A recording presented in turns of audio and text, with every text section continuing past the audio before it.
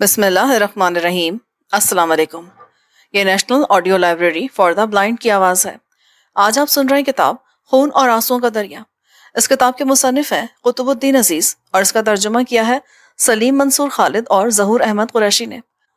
اس کتاب کے لیے ہم سے تعاون کیا ہے محمد بلال نے۔ چیپٹر 19، رنگپور پر موت کا سایہ۔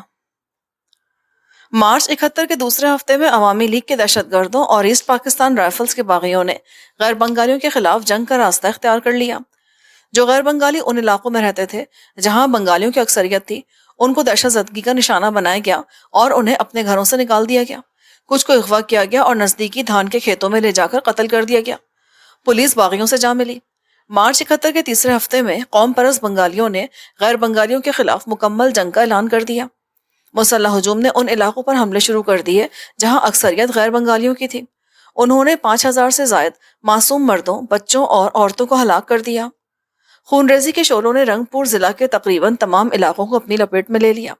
غیر بنگالیوں کا جانی نقصان سید پور، نلفا ماری اور لال منیر ہاٹ کے قصبوں میں نسبتاً زیادہ تھا۔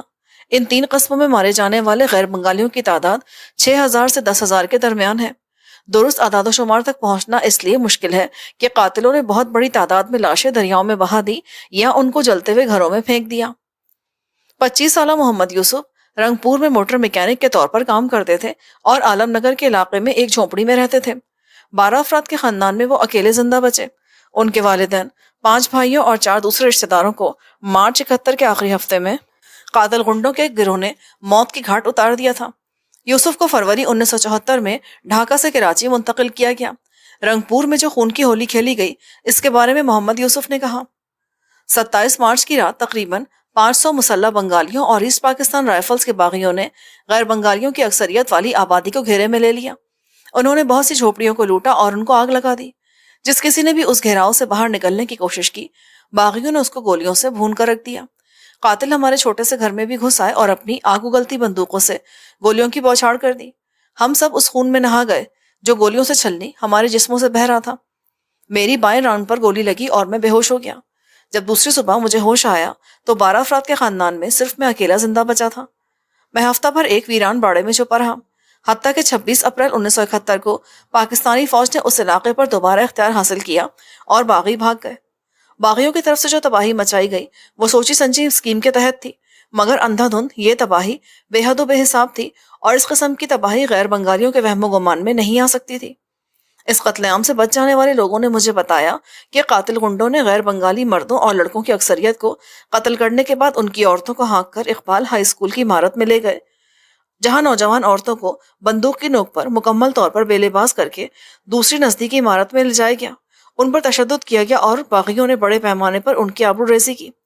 رنگپور سے پسپا ہونے سے پہلے انہوں نے ان تمام بدقسمت عورتوں کو قتل کر دیا اور ان کی برہنہ لاشوں کو دریا میں بہا دیا یا سرسبز کھیتوں میں پھینک دیا۔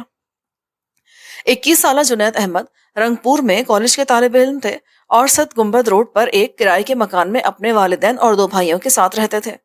وہ 23 مارچ 1971 کو رنگپور کے قتل عام میں زخمی ہو گئے تھے۔ جنید احمد کو فروری 1974 میں ڈھاکہ سے کراچی منتقل کیا گیا۔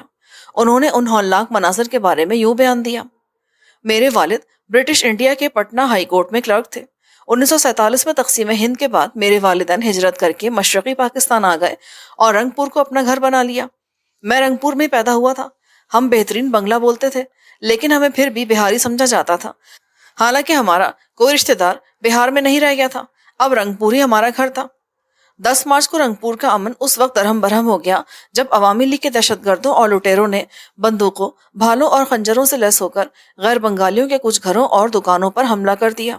کچھ غیر بنگالی مارے گئے اور کچھ معذور بنا دیے گئے۔ اس واقعے کے بعد غیر بنگالی ہر وقت دہشت زدہ رہنے لگے۔ تقریباً ہر روز 1-2 واقعات ہوتے جس میں غیر بنگالیوں کو عوامی لیگ کے گنڈے مارتے پیٹتے تھے۔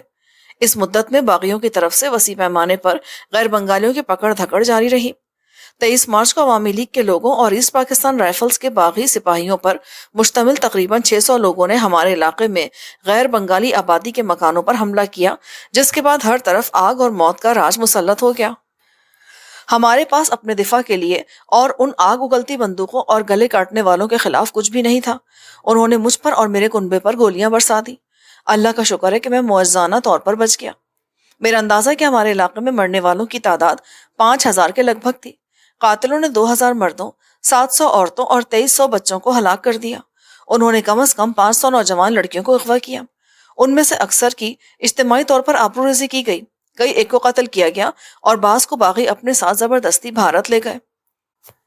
کشور گنج میں تقریباً تمام کے تمام غیر بنگالیوں کو مارچ 71 کے آخری ہفتے میں باغیوں نے ختم کر دیا۔ یہ بات 48 سالہ جمال احمد نے بتائی، جو رنگ پور قصبے کے عالم نگر کے علاقے میں رہتے تھے۔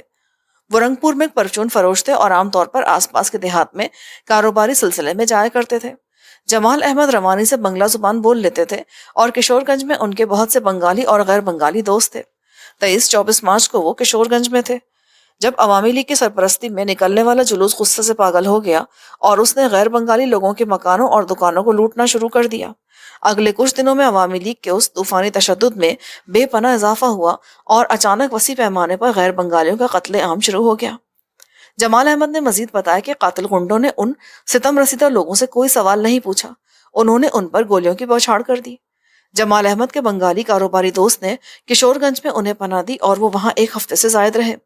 جب وہ اپریل کے تیسرے ہفتے رنگ پور واپس آئے تو یہ دیکھ کر دہشت زدہ ہو گئے کہ عالم نگر میں واقع ان کے گھر کو لوٹ لیا گیا تھا۔